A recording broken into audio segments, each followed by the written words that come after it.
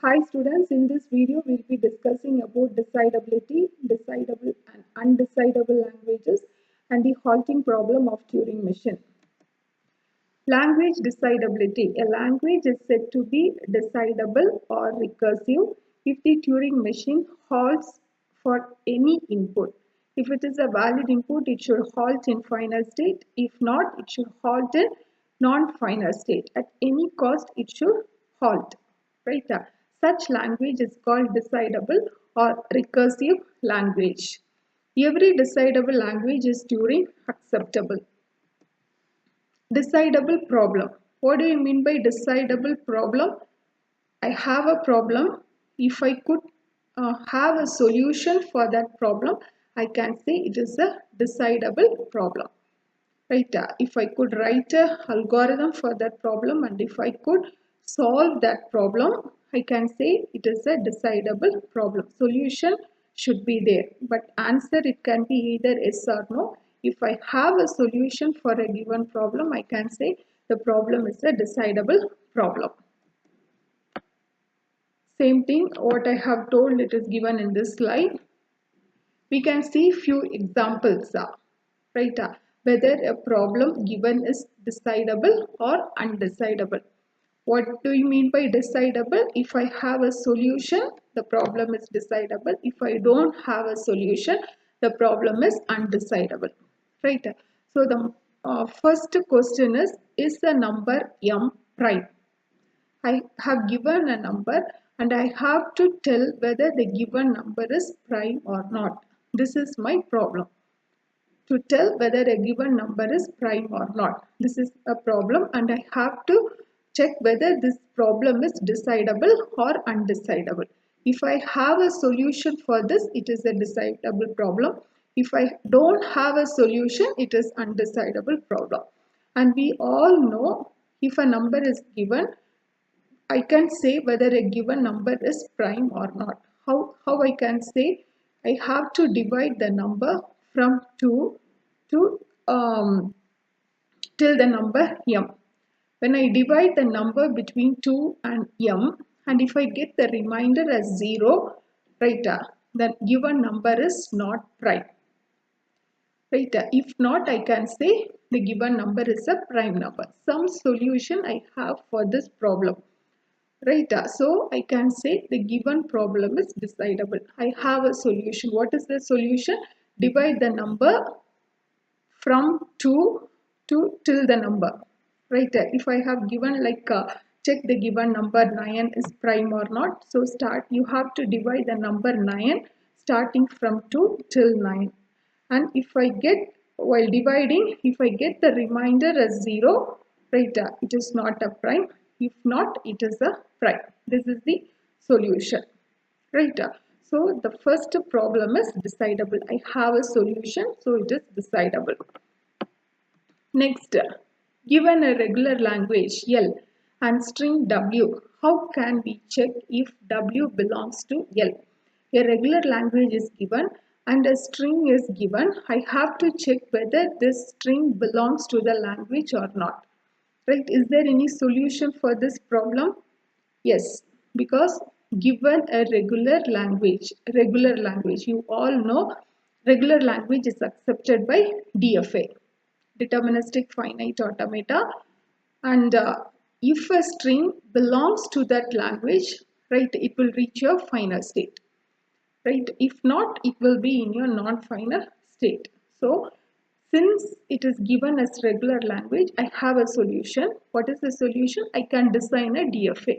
This is my solution. Designing a DFA is my solution. Right? And pass the string. If the string reaches your final state, it is a valid one. If not, it is an invalid one. But I have a solution, so it is a decidable problem. Right?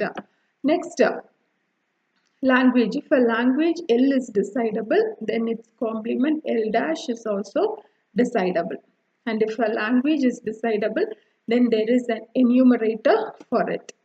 Next, coming to undecidable language. As I said, if a language is undecidable, what do you mean by undecidability? I won't have solution for the given problem. right? I don't have solution for the given problem. Such problems are known as undecidable problems. And undecidable language, there is no Turing machine, right? For undecidable languages, there will be no Turing machine.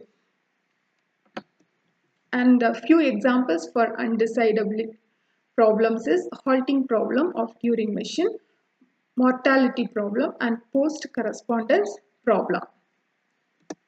And now in this video, we'll be discussing about halting problem of Turing machine. Halting problem of Turing machine belongs to undecidable problem. There is no solution for it. Now we'll see what is halting problem of Turing machine.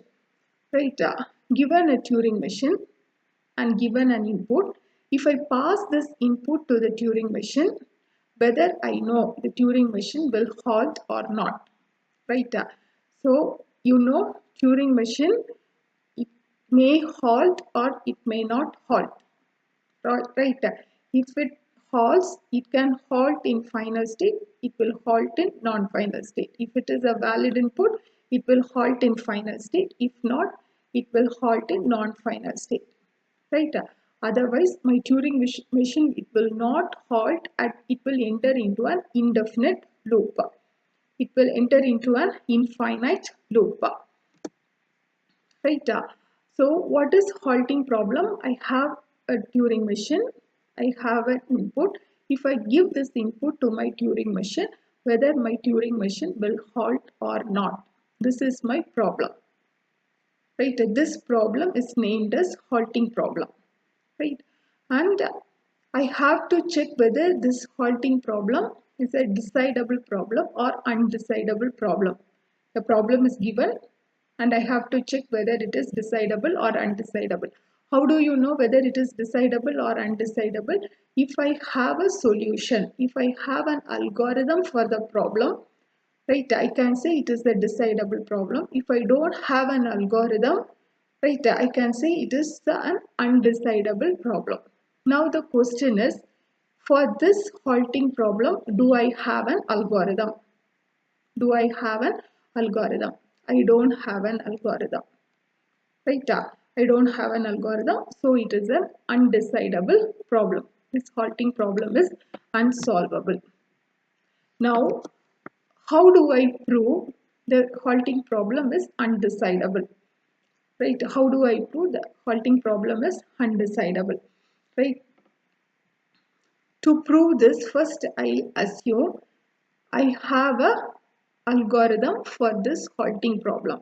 I have an algorithm for this halting problem, or I have a Turing machine for this halting problem.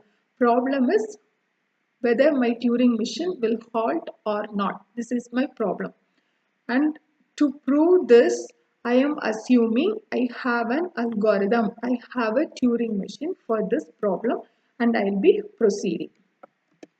Right, what I am assuming? I am assuming I have an Turing machine and it will accept this problem. Which problem? Halting problem. And it will say whether my Turing machine will halt or not. And it will say whether my Turing machine will halt or it will not halt. Right, I am assuming like that. Right, now as I said, how am I going to prove it with a contradiction? Right, as I said, with a contradiction only I am going to prove. Now what I am doing with this, right, I am going to write another program, C of X. Right, I am going to write a contradicting program, and this program accepts an input X. Right, and this is the definition for this function. This is the definition for this function. If H stands for my halting machine. Right, halting machine or the algorithm or Turing machine, which says whether a given Turing machine will halt or not. Right, so H of X. Right, this H is this one only. Right, halting machine. What are the two arguments? First argument is my program and the second argument is my input. Right, first argument is my program and What I do in C, I am calling H, right there. In C, I am calling H. You know H has two arguments. The first argument is the program and the second argument is the input. Here in H, I am passing X. X is the program. So the two arguments of H is X. So I am passing the as program C as the program and the input. And if h of x comma x is equal to halt. If it is halt, I am writing it should loop forever. If it is not equal to halt, I am writing return. Return is nothing but accept. Right? So since I am writing a contradicting program, right here what am I doing? If h of x comma x is equal to halt, right, it should loop, otherwise it should accept. I am writing this contradicting program. Now what is the third step I am doing is like if we run C on itself. If we run C on itself. First, how am I running this C? C with X I am running. Now I am going to run this C with C only. So the argument it should be C only. C of C.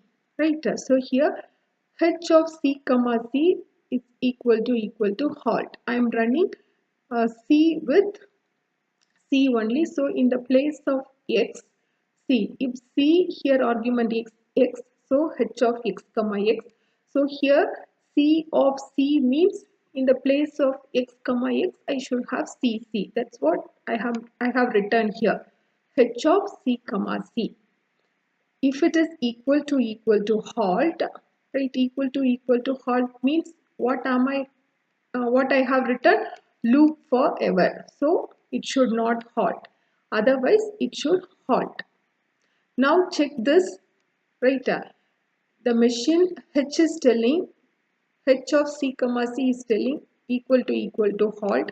But what does the C says? It should not halt. It is a contradicting one. Here, next case. H is telling it should not halt, but C is telling it should halt. It is a contradicting one. Since it is contradicting, right, I can say the initial assumption, what I have made an initial assumption like there is a Turing machine exists for halting problem. That assumption is wrong. Right? This H, right? This is the assumption we have made, right? Let us assume that we have H and H is a Turing machine for the given problem of halting problem. So what does it say?